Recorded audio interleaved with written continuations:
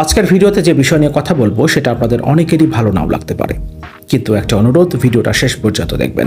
যারা আমার ভিডিও নিয়মিত দেখেন তারা নিশ্চয়ই জানেন আমি কখনোই চ্যানেল সাবস্ক্রাইব করতে, ভিডিও পুরোটা দেখতে কিংবা শেয়ার করতে অনুরোধ করি না। তবে এই ভিডিওটা শেষ পর্যন্ত দেখার অনুরোধ থাকবে এবং অবশ্যই আপনাদের মতামত জানাবেন।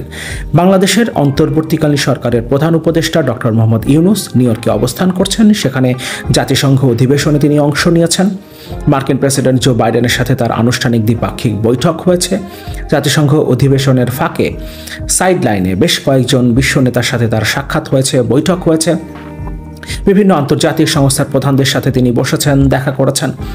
এর পাশাপাশি সাবেক মার্কিন প্রেসিডেন্ট বিল ক্লিন্টন আয়োজিত একটা অনুষ্ঠানে তিনি অংশ নিয়েছেন। সেখানে তিনি বক্তব্য রেখেছেন এবং বিশ্বমঞ্চে জুলাই আগস্ট বিপ্লবের তিনজন মহানায়ককে তিনি পরিচয় করিয়ে দিয়েছেন। এদের মধ্যে একজন শেখ হাসিনার অত্যন্ত ঘনিষ্ঠ পরিবারের সদস্য। যে তিনজনকে পরিচয় করিয়ে দেওয়া হয়েছে তাদের মধ্যে একজন মাহফুজ আলম, প্রধান উপদেষ্টার বিশেষ সহকারী। তিনি এই ব্যাপারে একটা ক্ল্যারিফিকেশন দিয়েছেন এবং এই মাহফুজ আবদুল্লাহকে জুলাই বিপ্লবের মহানায়ক, মাস্টার মাইন্ড হিসেবে অভিহিত করেছেন অন্তর্বর্তীকালীন সরকারের প্রধান উপদেষ্টা ডক্টর মোহাম্মদ ইউনূস। মানবজমিন বলছে, বিশ্বমঞ্চে ছাত্র বিপ্লবের তিন সমন্বয়কে পরিচয় করিয়ে দিলেন প্রধান উপদেষ্টা। বিশ্বমঞ্চে ছাত্র বিপ্লবের তিন সমন্বয়ককে, যে বিপ্লবকে, জুলাই আগস্টের যে বিপ্লবকে, যে অভ্যুত্থানকে এতদিন আমরা ছাত্র জনতার বিপ্লব বা ছাত্র জনতার অভ্যুত্থান হিসেবে জেনে এসেছি, সেটাকে এখানে উল্লেখ করা হচ্ছে ছাত্র বিপ্লব হিসেবে। বিশ্বমঞ্চে বাংলাদেশের ছাত্র বিপ্লবের তিন সমন্বয়কে পরিচয় করিয়ে দিয়েছেন প্রধান উপদেষ্টা অধ্যাপক ডক্টর মোহাম্মদ ইউনূস। আবারও বলা হচ্ছে ছাত্র বিপ্লব।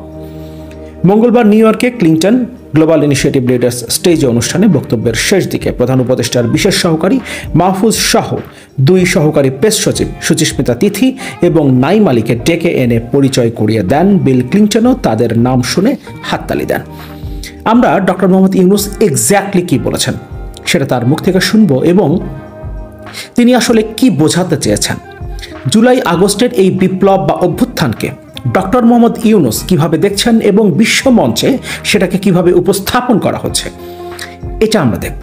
এর পাশাপাশি জুলাই আগস্টের এই অভ্যুত্থানে, জুলাই আগস্টের এই ছাত্র অভ্যুত্থানে, এটা ছাত্র জনতার অভ্যুত্থান ছিল যেটাকে এখন শুধু ছাত্র অভ্যুত্থান বা ছাত্র বিপ্লব বলা হচ্ছে।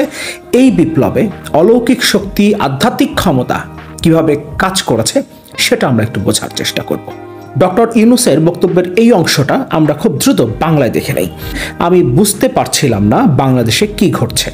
হঠাৎ বাংলাদেশের সব তরুণ একত্র হয়েছেন এবং বলছেন যথেষ্ট হয়েছে, আমরা আর এসব অর্থাৎ অন্যায় বৈষম্য সহ্য করব না। তারা সহ্য করেননি, তারা সরকারের অর্থাৎ ক্ষমতাচ্যুত শেখ হাসিনা সরকারের ছোড়া গুলির সামনে নিজেদের বিলিয়ে দিয়েছেন। ডক্টর ইউনূস বলছেন ছাত্ররা একত্রিত হয়েছে এবং তারাই শেখ হাসিনা সরকারের বুলেটের সামনে দাঁড়িয়েছিল।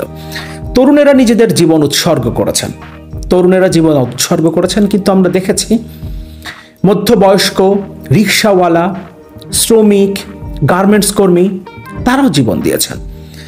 বিভিন্ন শ্রেণী পেশার মানুষ জীবন দিয়েছেন, শিশুরা জীবন দিয়েছে। মঞ্চে আসা আন্দোলনকারী তরুণদের প্রশংসা করে অধ্যাপক ইউনূস বলেন, তাদের দেখতে অন্য তরুণদের মতোই মনে হয়। আপনি তাদের আলাদা করে মনে রাখতে পারবেন না, কিন্তু আপনি যখন তাদের কথা শুনবেন, তাদের কাজ দেখবেন, কেঁপে উঠবেন। তারা পুরো দেশকে নাড়া দিয়েছে। এখানে ডক্টর ইউনূস বলছেন মঞ্চে আসা আন্দোলনকারী এই তিনজন তরুণকে দেখিয়ে তিনি বলছেন তাদের দেখতে অন্য তরুণদের মতোই মনে হয়। আপনি তাদের আলাদা করে মনে রাখতে পারবেন না, কিন্তু আপনি যখন তাদের কথা শুনবেন, তাদের কাজ দেখবেন, তখন কেঁপে উঠবেন। অর্থাৎ এই তিনজন তরুণ কিংবা যে সমন্বয়কদের কথা আমরা জানি, বৈষম্য বিরোধী ছাত্র আন্দোলনের সমন্বয়ক, যারা ডক্টর মোহাম্মদ ইউনূস এবং তার সরকারকে সর্বক্ষণ ঘিরে রেখেছে, তাদের কথা আলাদা করে তিনি বলছেন বাংলাদেশের অন্য সব তরুণদের চেয়ে তারা আলাদা। কিন্তু যখন রক্ত দিয়েছে তরুণরা, তখন সবার রক্তের রং লাল ছিল। সেখানে শুধুমাত্র তরুণরা বা ছাত্ররাই ছিল না, সেখানে সকল শ্রেণী পেশার, সকল বয়সের মানুষই ছিল। কিন্তু আমরা যদি আলাদা করে শুধু তরুণদের কথাও বলি, সেখানে সব তরুণের একই প্রতিজ্ঞা ছিল, যারা রাস্তায় নেমে এসেছিল। বেসরকারি বিশ্ববিদ্যালয়ের যে শিক্ষার্থীরা রাস্তায় নেমে এসেছিল, যারা জীবন দিয়েছে, তারা কোনো লক্ষ্য সামনে নিয়ে, নিজের ব্যক্তি স্বার্থের কোনো কিছু সামনে নিয়ে তারা আসেনি। তারাও দৃঢ় প্রতিজ্ঞ ছিল, তারাও জীবন দিতে প্রস্তুত ছিল এবং এই প্রতিজ্ঞা তারা দেখিয়ে দিয়েছে, তারা জীবন দিয়েছে। কিন্তু এখন আমরা দেখছি কোনো বিশেষ কয়েকজন তরুণকে দেখিয়ে বলা হচ্ছে তারা অন্য তরুণদের চেয়ে আলাদা। ছাত্র জনতার আন্দোলন প্রসঙ্গে অন্তর্বর্তী সরকারের প্রধান উপদেষ্টা বলেন, এই আন্দোলন খুব পরিকল্পিতভাবে চালিয়ে নেওয়া হয়েছে, অগোছালোভাবে নয়। এই জায়গাটা নিয়ে আমরা আলোচনা করব। এই আন্দোলন খুব পরিকল্পিতভাবে চালিয়ে নেওয়া হয়েছে, কিছুই এমনিতে হয়নি, এটি খুব গোছানো ছিল। এমনকি লোকজন জানতেন না কারা আন্দোলনের নেতৃত্ব দিচ্ছেন, তাই আপনি একজনকে ধরে ফেলে বলতে পারবেন না ঠিক আছে আন্দোলন শেষ। তারা যেভাবে কথা বলেছেন তা সারা বিশ্বের তরুণদের অনুপ্রেরণা যোগাবে। আমরা নতুন বাংলাদেশ গড়তে চাই। পরিশেষে ডক্টর ইউনূস বলেন, তরুণেরাই গড়বেন নতুন বাংলাদেশ, তাদের সাফল্য কামনা করি। অবশ্যই নতুন বাংলাদেশ গড়ার ক্ষেত্রে আমরা এই সরকারেরও, অন্তর্বর্তীকালীন সরকারের, ডক্টর ইউনূসের সরকারের সাফল্য কামনা করি। এখানে তিনি বলছেন এই আন্দোলন খুব পরিকল্পিতভাবে চালিয়ে নেওয়া হয়েছে, কিছুই এমনিতেই হয়নি, এটি খুব গোছানো ছিল। আসলে কি তাই? জুলাই আগস্ট বিপ্লবের দুটো স্পার্ক ছিল। প্রথমটা, শেখ হাসিনা যখন ছাত্রদের, আন্দোলনকারীদের রাজাকার বলে অভিহিত করেন, রাজাকারের নাতিপুতি বলে অভিহিত করেন, তখন একটা স্পার্ক ছিল। এটা বলার সাথে সাথেই ঢাকা বিশ্ববিদ্যালয় সহ দেশের বিভিন্ন বিশ্ববিদ্যালয়ের শিক্ষার্থীরা হল থেকে বেরিয়ে এসেছিল। ঢাকা বিশ্ববিদ্যালয়ের শিক্ষার্থীরা রাজু ভাস্কর্যে জড়ো হয়েছিল মধ্যরাতে, এবং সেদিনই প্রথম তুমি কে আমি কে রাজাকার রাজাকার এই স্লোগানে সেদিনই স্বৈরাচার শেখ হাসিনা সরকারের 15.5 বছরের স্বাধীনতার চেতনার ট্যাবু ভেঙে গিয়েছিল। এবং এর পরের স্পার্কটা ছিল রংপুরে আবু সাইদের হত্যা, যিনি দুহাত প্রসারিত করে পুলিশের সামনে নিজের বুক পেতে দিয়েছিলেন। পুলিশ গুলি ছুঁড়েছিল এবং পুলিশের বুলেটের আঘাতে তিনি শহীদ হন, এবং সেটাই ছিল অনেক বড় একটা স্পার্ক।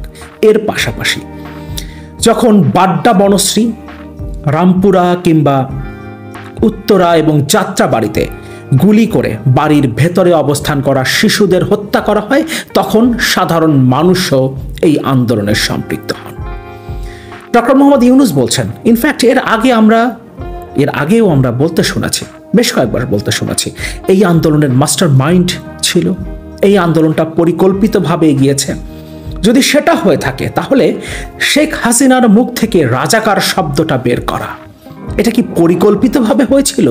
যেটা এই আন্দোলনের প্রথম স্পার্ক ছিল, যে স্পার্কটা না হলে এই আন্দোলন এভাবে গণ আন্দোলনে রূপান্তরিত হতো না। ইনফ্যাক্ট দেশের সকল স্তরের শিক্ষার্থীরাও এই আন্দোলনে সম্পৃক্ত হতো না, কারণ তার আগ পর্যন্ত এটা শুধুমাত্র কোটা সংস্কারের আন্দোলন ছিল। সুতরাং প্রথম এই স্পার্কটা কি কোনো পরিকল্পনা করে শেখ হাসিনার মুখ থেকে বের করা হয়েছিল? শেখ হাসিনার মুখ থেকে রাজাকার শব্দটা পরিকল্পিতভাবে বের করা হয়েছিল? আর যদি সেটা হয়ে থাকে তাহলে এখানে নিশ্চয়ই আধ্যাত্মিকতা কাজ করেছে। এটা একটা অলৌকিক ব্যাপার ছিল, যেটা সিরাজুল আলম খানরা সেই 71-এর মুক্তিযুদ্ধের আগে ইয়াহিয়া ভুট্টোর মুখ থেকেও বের করতে পারেননি। এমন কোনো শব্দ বের করতে পারেননি যেটা কোনো একটা স্পার্ক তৈরি করবে, যেটা এবারের আন্দোলনের মাস্টার মাইন্ড তারা পরিকল্পিতভাবে গুছিয়ে বাংলাদেশের তৎকালীন স্বৈরাচার সরকারের প্রধানমন্ত্রী শেখ হাসিনার মুখ থেকে একটা কথা বের করেছিলেন। সেকেন্ড স্পার্কের কথা বলছিলাম।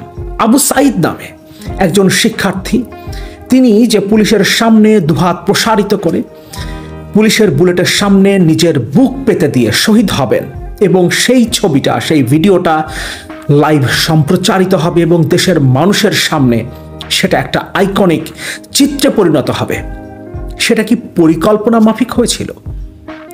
সাইদকে পরিকল্পনা মাফিক সেখানে পাঠানো হয়েছিল? নিশ্চয়ই না, নিশ্চয়ই না।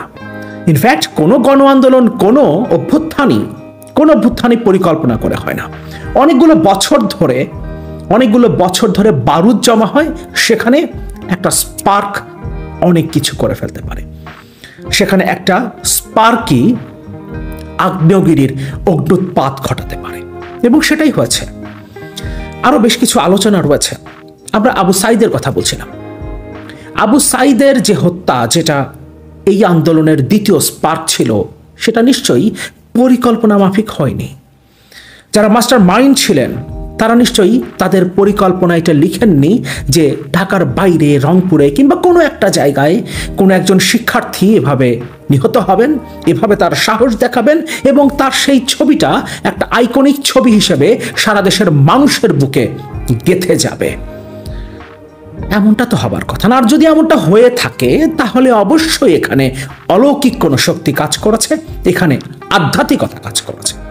সেক্ষেত্রে বলতে হবে জুলাই আগস্টের এই আন্দোলন ছিল একটা আধ্যাত্মিক, একটা অলৌকিক শক্তি দ্বারা নিয়ন্ত্রিত আন্দোলন। নিশ্চয়ই আমরা সেটা বিশ্বাস করি না। এটা এদেশের মানুষের, এদেশের গণমানুষের আন্দোলন ছিল। এবার আমরা হাইপোথেটিক্যালি দুটো বিষয় চিন্তা করি। 2009 সালে শেখ হাসিনা যখন ক্ষমতায় আসেন এবং 2024 সালের জুলাই মাসে যখন কোটা সংস্কার আন্দোলন, দ্বিতীয়বারের মতো কোটা সংস্কার আন্দোলন, ইনফ্যাক্ট, কারণ 2018 সালে একবার কোটা সংস্কার আন্দোলন হয়েছে, দ্বিতীয়বারের এই কোটা সংস্কার আন্দোলন 2009 থেকে 2024 সালের জুলাই মাস, এর মধ্যে কোনো রাজনৈতিক দল, কোনো অ্যাক্টিভিস্ট কিছুই করেনি, কোনো প্রতিবাদ জানাননি, কোনো মিছিল হয়নি, কোনো সমাবেশ হয়নি, কোনো প্রতিবাদ হয়নি। 2009-এর পরে 2024 সালের জুলাই মাসে এসে ছাত্ররা কোটার দাবিতে রাজপথে নেমেছে এবং তারপর একের পর এক ঘটনা প্রবাহ, শেষ পর্যন্ত 5ই আগস্ট শেখ হাসিনা দেশ থেকে পালিয়ে গেছে। আমরা যদি হাইপোথেটিক্যালি ধরে নিই এর মধ্যে কিছুই হয়নি, তাহলে জুলাই মাসে শুরু হওয়া এই আন্দোলন 1.5 মাসে শেখ হাসিনাকে বিতাড়িত করতে পারত? আপনাদের কাছে প্রশ্ন, নিশ্চয়ই আপনারা তার উত্তর দেবেন। হাইপোথেটিক্যালি আমরা ধরে নিই যেদিন বিশ্ববিদ্যালয়গুলো বন্ধ করে দেওয়া হলো, সেদিন সমন্বয়করা কমপ্লিট শাটডাউনের ঘোষণা দিলেন এবং বিশ্ববিদ্যালয়ের বেশিরভাগ শিক্ষার্থী, যেহেতু ক্যাম্পাসগুলো বন্ধ করে দেওয়া হয়েছে, হলগুলো বন্ধ করে দেওয়া হয়েছে, ফলে তারা ক্যাম্পাস ছেড়ে নিজ নিজ বাড়িতে কিংবা অন্যান্য কোনো আশ্রয়ে তারা চলে গেলেন। এরপর দিন, অর্থাৎ কমপ্লিট শাটডাউন ঘোষণা করার পর প্রথম যাত্রাবাড়ি, বাড্ডা, বনশ্রী এবং উত্তরাতে সাধারণ মানুষ এবং বিশেষ করে বাড্ডা এবং উত্তরাতে বেসরকারি বিশ্ববিদ্যালয়ের শিক্ষার্থীরা যেভাবে রাজপথে নেমে এসেছিল, এটা যদি না হতো, সাধারণ মানুষ যদি প্রতিরোধ গড়ে না তুলত, কিংবা ঢাকার বাইরে সারা দেশে জেলা, উপজেলা, থানা, ইউনিয়ন পর্যায়ে বিভিন্ন রাজনৈতিক দলের নেতাকর্মীরা যেভাবে রাজপথে নেমে এসেছে, তারা যেভাবে প্রতিরোধ করেছে, সেটা যদি না হতো তাহলে এই আন্দোলনটা কি আর এগোতে পারত? পরিকল্পনায় কি সেটা লেখা ছিল যে যখন বিশ্ববিদ্যালয়গুলো বন্ধ করে দেওয়া হবে তখন বেসরকারি বিশ্ববিদ্যালয়ের শিক্ষার্থীরা রাজপথে নেমে আসবে? কারণ আমরা যতটুকু জানি, বেসরকারি বিশ্ববিদ্যালয়ের শিক্ষার্থীদের মধ্যে কোনো ধরনের সমন্বয় বা কোনো ধরনের কমিটি এ ধরনের কিছু কাজ করেনি। তারা স্বতঃস্ফূর্তভাবে বন্ধুদেরকে সাথে নিয়ে তারা রাজপথে নেমে এসেছে এবং এক পর্যায়ে সেটা জনসমুদ্রে পরিণত হয়েছে যখন তাদের সাথে সাধারণ মানুষ, তাদের অভিভাবকরা এসে জড়ো হয়েছে।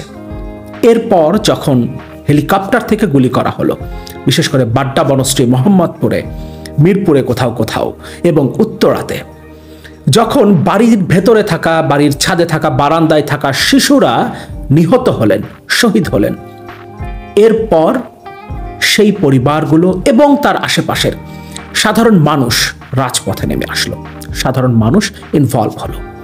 কোনো পরিকল্পনায় কি এটা লেখা ছিল যে হেলিকপ্টার থেকে গুলি চালানো হবে, বাড়ির ভেতরে থাকা শিশুরা হত্যাকাণ্ডের শিকার হবে? এটা নিশ্চয়ই কোনো পরিকল্পনায় ছিল না, থাকবার তো কথা। যেটা আরেকটা বড় স্পার্ক ছিল সাধারণ মানুষের অংশগ্রহণের জন্য।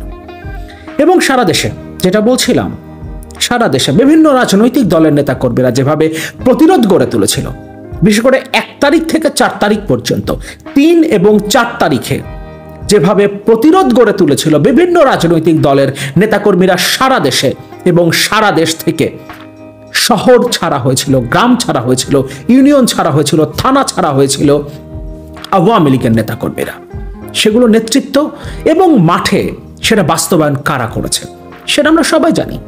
আমরা যদি পরিসংখ্যান দেখি, কারা শহীদ হয়েছেন কিংবা কারা সেখানে আন্দোলনে ছিলেন, সেগুলো যদি আমরা একটু দেখার চেষ্টা করি, আধা ঘন্টা সময় নিয়েও যদি আমরা সেটা অ্যানালাইসিস করার চেষ্টা করি, তাহলেই আমরা বুঝতে পারবো 4 তারিখের মধ্যে, 4 তারিখ সন্ধ্যার মধ্যে সারা দেশে যেভাবে আওয়ামী লীগ শূন্য হয়ে গেল, সারা দেশ থেকে আওয়ামী লীগের নেতাকর্মীরা যেভাবে পালিয়ে গেল, সেটা কেন হয়েছিল? কাদের দ্বারা হয়েছিল?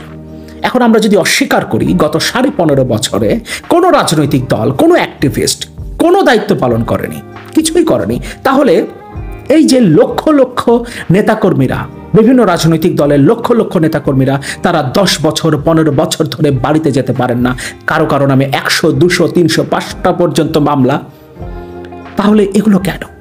এই যে এত মানুষ বিচার বহির্ভূতভাবে হত্যাকাণ্ডের শিকার হয়েছে, কতজন গুম হয়েছেন, কতজনকে আয়না ঘরে নিয়ে যাওয়া হয়েছে, কতজনকে আর কখনো খুঁজে পাওয়া যায়নি, এগুলো কিছুই না। এগুলো কি বারুদ জমা করেনি? 2024-এর জুলাই এবং আগস্ট মাসের এই অভ্যুত্থানের জন্য যে বারুদের প্রয়োজন ছিল, সেই বারুদটা কি এই 15.5 বছরে জমা করা হয়নি? এবং সেটা কি বিরোধী রাজনৈতিক দল এবং পলিটিক্যাল অ্যাক্টিভিস্টদের এতগুলো বছরের সংগ্রামের কারণেই জমা হয়নি? এই প্রশ্নগুলোর উত্তর আমাদেরকে খুঁজতে হবে, কারণ এত বড় একটা বিপ্লব, সেই বিপ্লবকে আমরা হাতছাড়া হতে দেব না।